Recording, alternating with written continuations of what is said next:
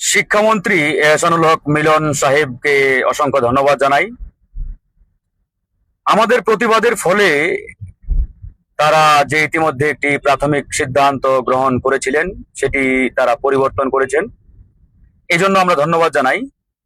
আপনারা জানেন যে অন্তর্বর্তীকালীন সরকারের আমলে একটি গুরুত্বপূর্ণ সিদ্ধান্ত বাস্তবায়ন হয়েছিল যে বাংলাদেশের শিক্ষা প্রতিষ্ঠানগুলোতে স্কুল কলেজের যে ম্যানেজিং কমিটি, সেই ম্যানেজিং কমিটির সভাপতি হতে হলে ন্যূনতম শিক্ষাগত যোগ্যতা ছিল স্নাতক পাস বা অনার্স পাস।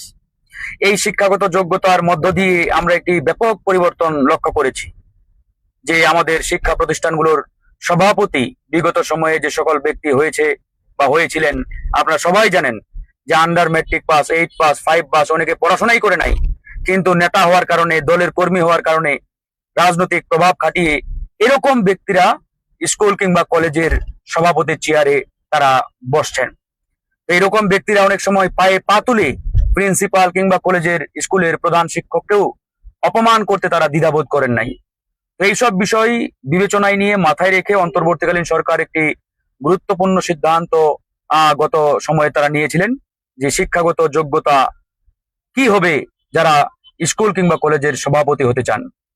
তো এই সিদ্ধান্তটি হঠাৎ করেই বিএনপি নেতৃত্বাধীন সরকার ক্ষমতা গ্রহণের পরে আমরা দেখলাম যে শিক্ষাগত যোগ্যতা তুলে দেওয়া হচ্ছে, মানে যে কেউ স্কুল কিংবা কলেজের ম্যানেজিং কমিটির সভাপতি হতে পারবেন। তো এটা দেখে স্বভাবতই মাথায় এক প্রকারের রক্ত উঠে যাওয়ার মতো অবস্থা, কারণ এটা কেউই মানতে পারেন নাই। এমনকি বিএনপির অনেক বড় বড় নেতারাও দেখেছি এটার প্রতিবাদ করেছেন যে এটা হতে পারে না।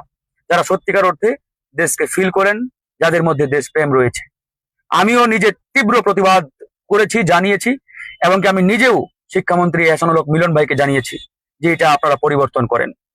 তো গতকালকে আপনারা দেখেছেন শিক্ষামন্ত্রী মিলন সাহেব তিনি পরিষ্কারভাবে জানিয়েছেন যে শিক্ষাগত যোগ্যতা শিথিল যে নিউজটি ইতিমধ্যে হয়েছে এটা প্রশ্নই আসে না। তার মানে সরকার এখন অনর যে শিক্ষা প্রতিষ্ঠানের সভাপতি যারা হতে চান তাদেরকে অবশ্যই নির্দিষ্ট যে মানদণ্ড সেটা পূর্ণ করে তাদেরকে সভাপতি কিংবা ম্যানেজিং কমিটির প্রধান হতে হবে। তা আমরা এই জন্য বিশেষ করে আমি এহসানুল হক মিলন ভাইকে অসংখ্য ধন্যবাদ জানাচ্ছি। মিলন ভাই, ওনার সাথে অনেকদিন ধরে আমাদের পরিচয়, একসাথে অনেক টেলিভিশনেও আমরা প্রোগ্রাম করেছি, অসংখ্য প্রোগ্রাম। আমার অত্যন্ত প্রিয় ভাজন একজন ব্যক্তি, শ্রদ্ধাভাজন ব্যক্তি। তো যাই হোক, ওনাকে নিয়ে অনেক আলোচনা আছে, দু একটি সমালোচনাও আছে, আলোচনা সমালোচনা থাকবেই ব্যক্তি হিসাবে। তবে উনি দায়িত্ব গ্রহণের পরেই যে একটি লম্বা লাফ দিয়েছিলেন সেই জাতীয় সংসদে, অনেকে ওনাকে হেলিকপ্টার মিলন বলে থাকেন, লাফ মিলন বলে থাকেন। তো হাই জাম্প হোক আর লং জাম্প হোক, যাই হোক, হেলিকপ্টার মিলন হোক আর প্লেন মিলন হোক, কিন্তু উনি দায়িত্ব গ্রহণের পরে শিক্ষা ক্ষেত্রে একটা রেডিক্যালি চেঞ্জ আসবে বা নিয়ে আসবেন তিনি, এটা আমাদের সকলেরই প্রত্যাশা। এই প্রত্যাশা আমরা সব সময় রাখি। তো এটা ওনার মাধ্যমে ইনশাআল্লাহ বাস্তবায়ন হোক, এটা আমরা চাই।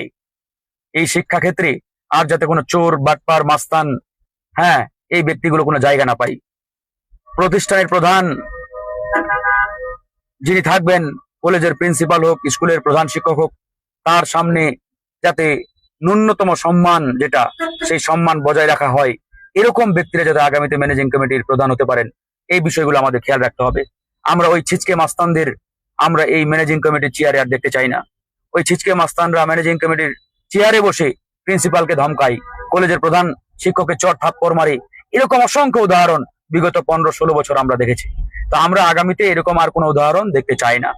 তো তার ওই ধারাবাহিকতাই ইনশাআল্লাহ জনাব এহসানুল হক মিলন সাহেব, মাননীয় শিক্ষামন্ত্রী, তিনি যে ঘোষণা দিয়েছেন যে এখন থেকে আমরা সেটাই বাস্তবায়ন করব, যেটি গত সরকার ইতিমধ্যে সিদ্ধান্ত নিয়েছেন, এটা যাতে চলমান থাকে। মানে শিক্ষা প্রতিষ্ঠানের ম্যানেজিং কমিটির প্রধান হতে হলে অবশ্যই শিক্ষাগত যোগ্যতা তাকে তার মধ্যে থাকতে হবে, এটা যাতে পরিপূর্ণভাবে বাস্তবায়ন হয়। পরিশেষে আমি আবারও মিলন ভাইকে ধন্যবাদ জানিয়ে শেষ করছি। আল্লাহ হাফেজ।